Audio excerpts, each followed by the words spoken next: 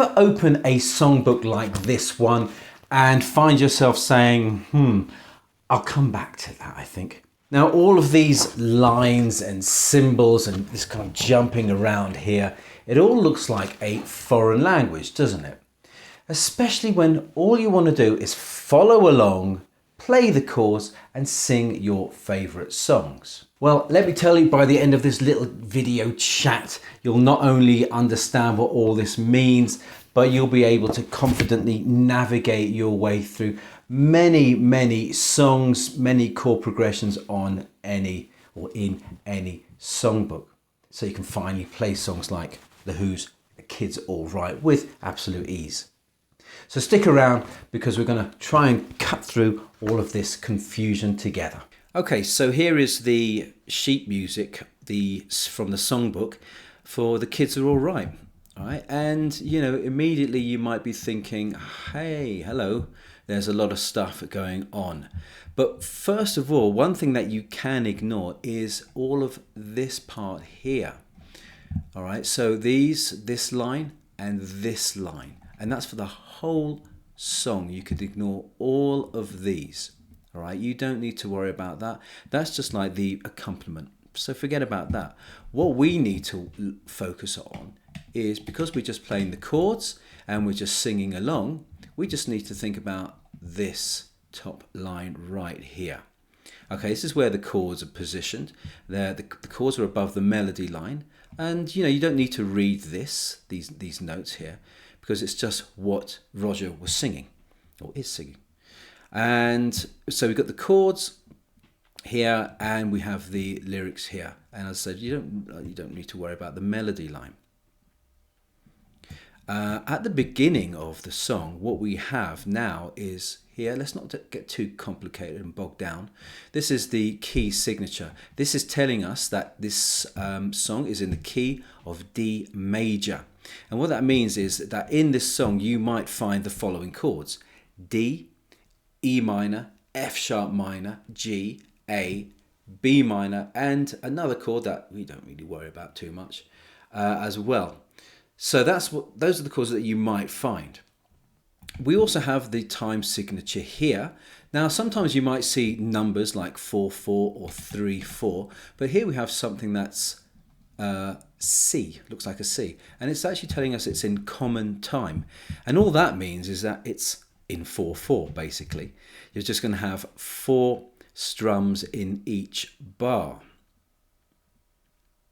And these are the bars here. So this is one bar, this is another bar, and this is another bar. Okay, and these are like, I don't know, musical fences. And this tells us where one musical measure or one bar is, starts and finishes. It starts here, finishes here. Here's another bar, starts here, finishes here, and so on. And each bar contains a specific number of beats. So for this one here, because we know that the song is in common time, also known as 4/4 time, we could say, we know that each bar will have 4 strums. 1, 2, 3, 4. 1, 2, 3, 4. That's what they're going to have. Now, in this specific songbook, there are no explicit strumming patterns. There are no strum lines here. But because we know that it's in 4/4, then we know that we will always have 4 strums in every bar, unless somewhere further along in the song it tells us to do otherwise. But it doesn't in this song, so I wouldn't worry too much. Now, the chords for this song, as you can see here, we've got D, we've got G, we've got A.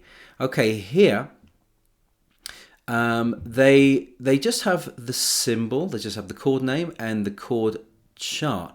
But what it doesn't have is it doesn't tell us what fingers to use. So it's kind of expecting you to already know. So fortunately, these chords here that we're going to use, and we're actually only using 4 chords. We're going to be using D, G, A, and down here we've got an E minor as well. Now these are fairly common chords when you're starting out. So if you've been playing for 3 or 4 weeks, you should know these ones, I think. If you don't know these, then there's a link in the video description that'll take you to a playlist of how to play basic chords. Okay, now the chords begin here at this bar here, right? And they come in on the word mind, because there's a little bit here where Roger sings before, but there's also something it does first. It doesn't actually tell you here, but this bit here is saying play one chord and hold it. And the chord that Pete plays at the very beginning is just a D. And it just goes something like this. It just goes, I don't. And then we come into the first bar. Now, I just want you to notice this thicker part here. See, you've got all these different bar lines here, but this very, very first one is the thickest one. This is just telling us this is the start. This is the start of verse 1. But something else you'll see here is there are 2 dots, right, 2 little dots. And these are, it looks like a colon, doesn't it? And these are repeat marks, because at the end of this verse, you will find another set of repeat marks, and that'll tell you to come back to this point here.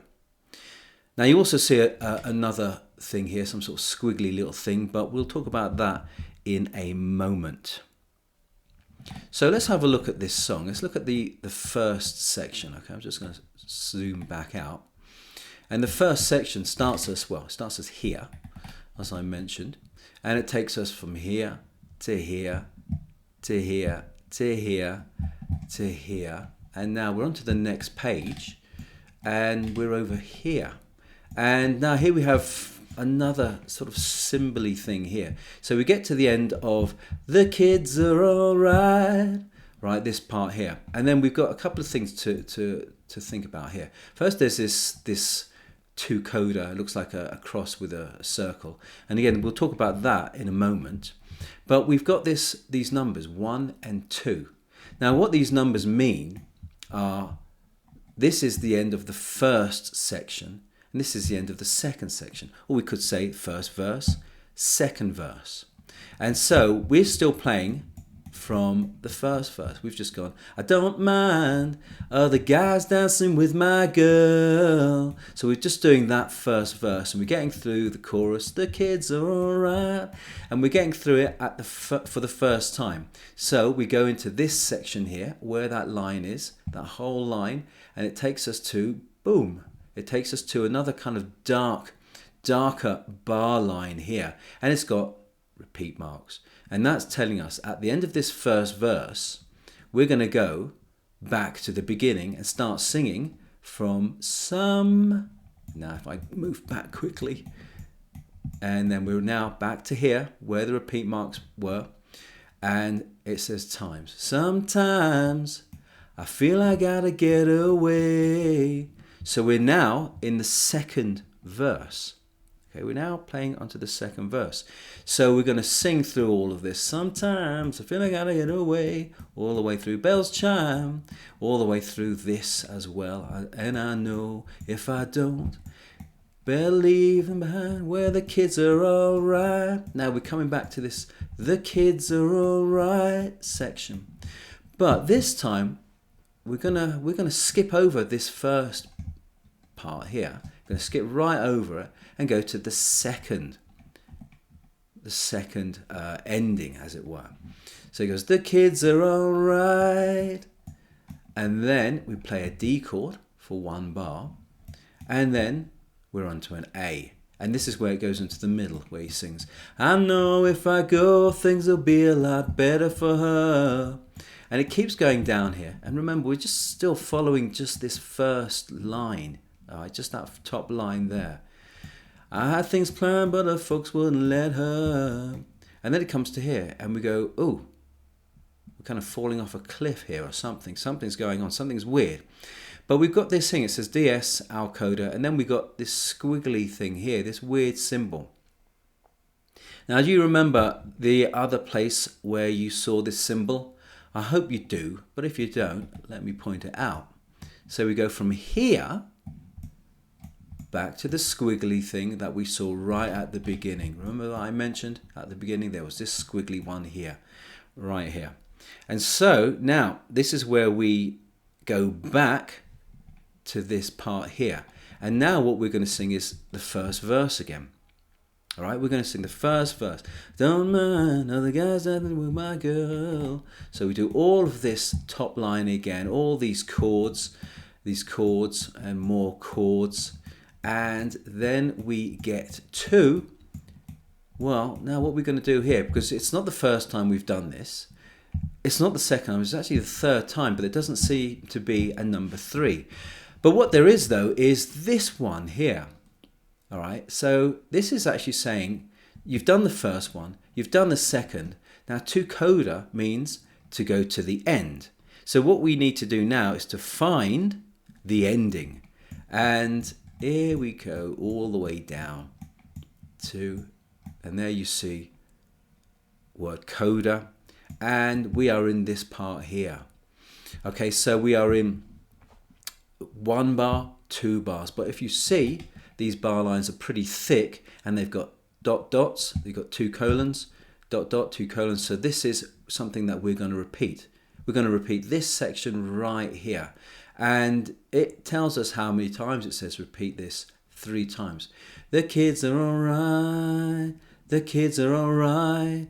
And 3 times. And once you've done that, then you can go past go and collect £200. And we're at the end. And you see what we have here is a D chord. We've also got this symbol here, which is exactly the same as in the first, right at the very beginning here. And what did we do here? We just played the D major chord and we held it for the whole bar. We just strummed it once and played it for the whole bar. And that's all you're going to do at the end here. So you're just going to play the kids are all jing and just hold that chord. So let's and that's how we can follow a song. And in a songbook, it's quite simple once you know what some of these symbols mean. Because I remember when I was starting out, if I didn't know the song very well, it would freak me out when I saw little symbols like this or like this. But when I knew a song really well, it helped me to understand it a lot easier. And just going back to these chords, as you can see, the chords, no strum lines, but we know it's in 4/4. So this is D for 1 bar, but in this bar here we got 2 chords in 1 bar. Now it doesn't tell us anything about what the strumming is, so we can just assume that it's going to be G, G, A, A. 1, 2, 3, 4. And anything that has 2 chords in 1 bar, and it's generally just G, G, A, A. You can see another one here, G, G, A, A. Anything like that is going to be half a bar, so 2 strums of each chord. So knowing all these symbols, knowing how a chord progression works will give you, it's going to build your confidence. You're going to find it a lot easier to open up a songbook and not feel too, oh my God, what is this all about? All right, so remember, you will probably just focus on the top line with the chord shapes and the chord names. The melody line, as I say, you don't need to worry about the melody line because you probably know the song, the melody of the song, so you don't need to worry about these notes.